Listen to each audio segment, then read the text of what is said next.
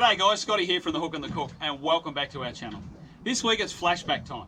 We're going to show you some old footage from many years ago on The Hook and the Cook. I hope you enjoy. Now guys, if you haven't tuned into our channel before, please click the link above to subscribe and join in the fun weekly. Now sit back and enjoy Flashback, Episode 1.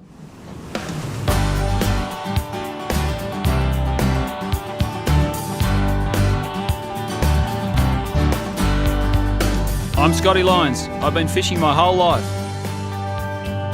I'm Paul Breheny and I'm passionate about cooking. Journey with us as we hook And cook great fish in amazing locations.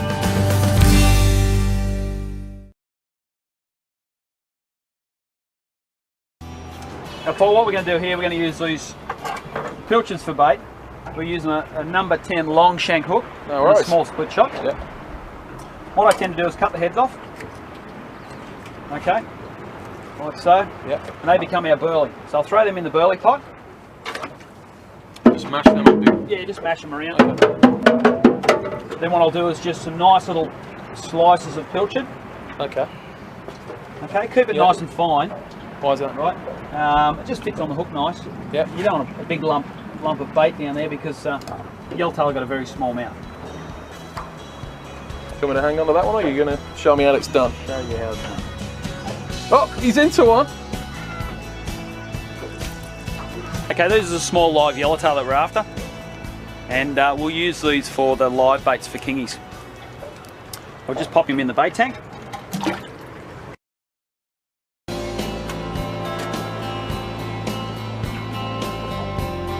Oh! I might call this for a kingfish, mate. Oh, that's a good fish. That's a good fish. Woohoo!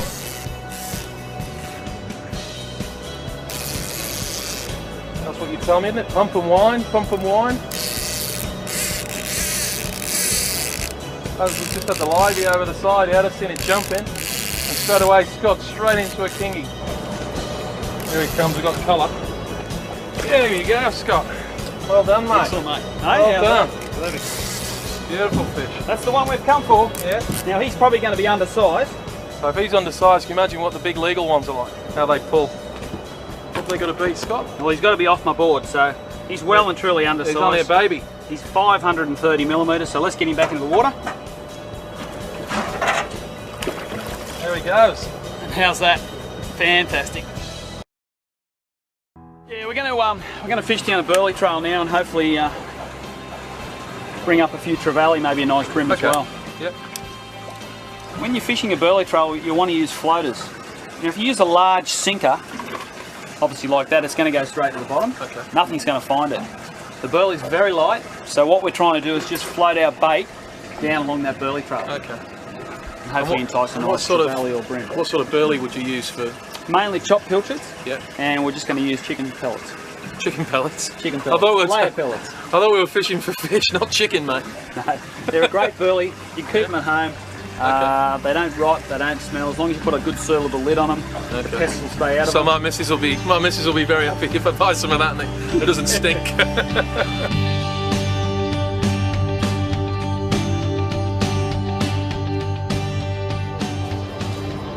reckon it's a bream. Reckon it's a bream? Yeah. For all my years of experience fishing, I think it's a bream. So it'd be nice if you flooded. We've got a double up. Yeah, double hook up. So who's going to net the fish, Scott? I think we'll work that out. I got a trevally on. Nice bream. Nice bream. Run on that other rock too. It's all happening. It's all happening. That's what tends to happen when you're fishing. We sat here for about probably 15 minutes and we hadn't lost a bait. All of a sudden we've got a triple hook up now. We've got a nice bream in the net. I've got a trevally on here. Paul's got a trevally on as well. Nice fish. This one's gone around our live bait. How you looking there, Paul? Yeah. He's got a bit of weight, this trevally. Oh, that's a nice trevally. He's a good fish. Oh yeah. Well, we managed a couple of nice fish. We've got a nice trevally there, a smaller bream and a smaller trevally. What you want to do is make sure you look after your fish. Now I've bled them. I'm going to place them onto ice. I've got a bit of water in the bottom of the tank. I'll place a nice block of ice in there. That'll drop the temperature right down, and your fish will be in perfect nick when you get home. We're going to cook the trevally, okay? And Scott's going to show you how to fillet the trevally and skin the trevally. Okay, just drop the knife in behind that front fin, turn your knife, and again, you need that soft, sharp knife, and then just run the knife down the backbone. I'll tell you what, you've done that well. I've done a few of these, yeah. I've taken fillets off. My kids love fillets of trevally. Really? You get a nice boneless fillet off them. Yeah, yeah. Quite easy. It's a very underrated fish, isn't it, Scott? It is, yeah. Yeah. And they're probably the most common fish caught in Botany Bay. Now we have to take the skin off the trevally fillet. And the simple way to do that is to just come in from the tail, about there, drop the knife in, just turn it under. That gives you a little edge to hold. I think you can see that.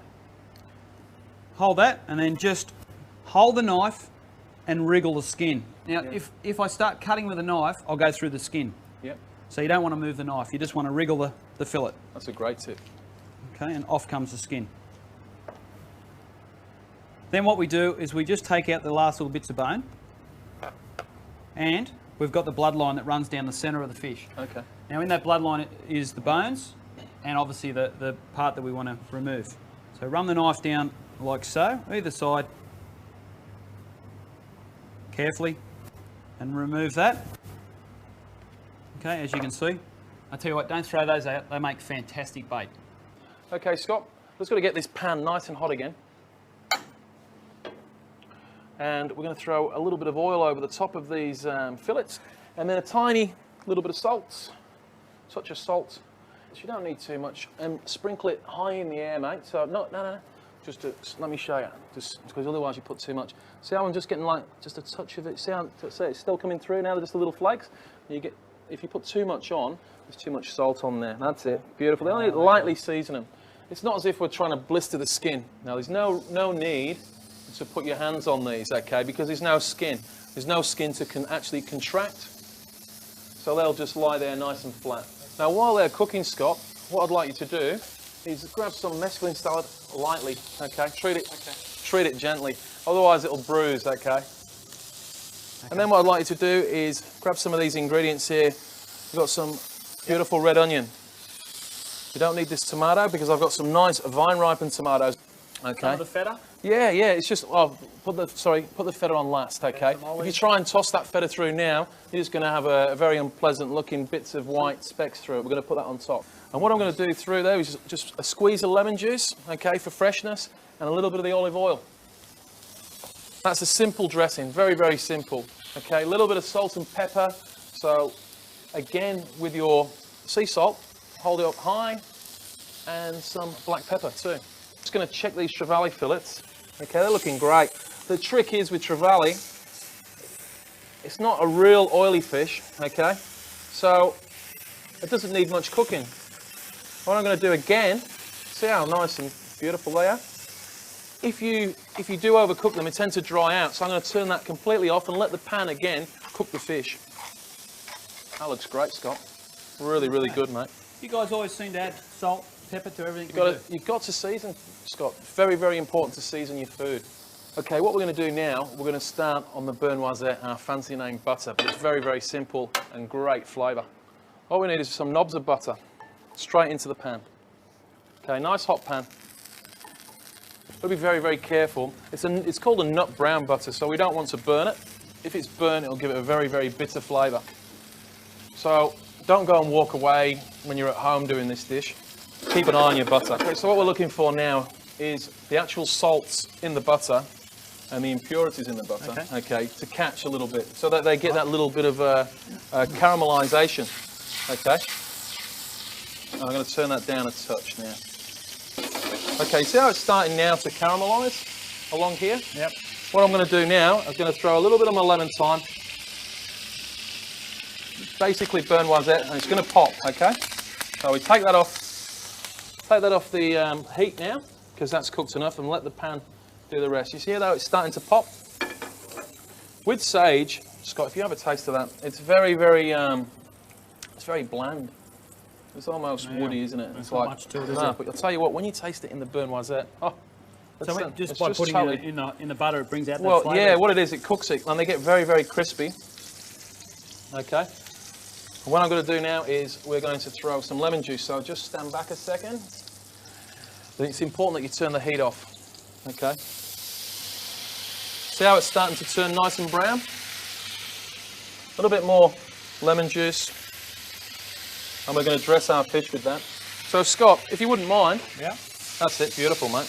How simple is it? Oh. Just got to follow a couple of rules. When you add the lemon juice, okay, make sure the heat's off because it can sometimes splash up and it could catch, okay? So turn the heat off, bring it to a nice brown colour, and that's the rules you just got to follow. Dead simple, and make sure you watch it. So if you want to just pop your Some lettuce fish? on there. The lettuce? Yep, your lettuce. Salad? Yep, we're going to build the salad now. See, what happens is a lot of the time when you're making a salad, all the solids drop down to the bottom. We want to bring them up to the top so we give it a nice, bright, vibrant colour. Perfect. Good. Yep, and then we're going to put a little bit of feta cheese on there, Scott. Yep. Lovely. Enough? No, more. Oh, more. Yeah, get some more in there, mate. I'm starving. It doesn't help doing this, does it? Okay, and we see how moist that fish is, see? See how it's just dropping?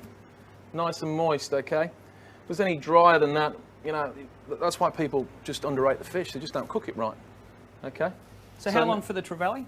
Trevally, like I shown before, just on one side, cook it till it's nice. You've got a beautiful colour on it, turn it over, and then turn the pan off. Okay. And let it cook. By making a salad, that's going to be absolutely perfect. In fact, the Japanese highly rate this fish for sushi. Okay, so we just design it nicely like that, Scott. We've got our burn noisette ready to rock and roll. I'll throw a little bit of parsley in there for a bit of colour. Okay, and then we'll get the old spoon. Okay.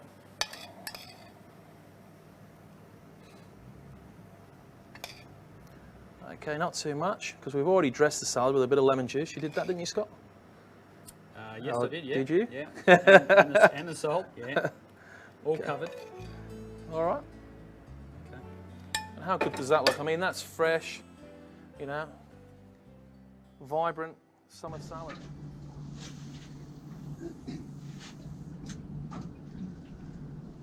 Well guys, I hope you enjoyed Flashback Week, episode 1. Now we had a lot of fun putting it together and had a lot of laughs as well. It's great to see some of that old footage from a long time ago. Now guys, tune in next week for another fantastic clip on The Hook on the Cook. Please subscribe to our channel. You can follow us on Facebook, Twitter and Instagram, and we'll see you guys on the water next week somewhere. Cheers.